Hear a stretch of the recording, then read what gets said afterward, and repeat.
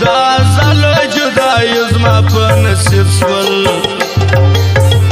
نه پوهېږم ستا یاري پر څه ترتیب سول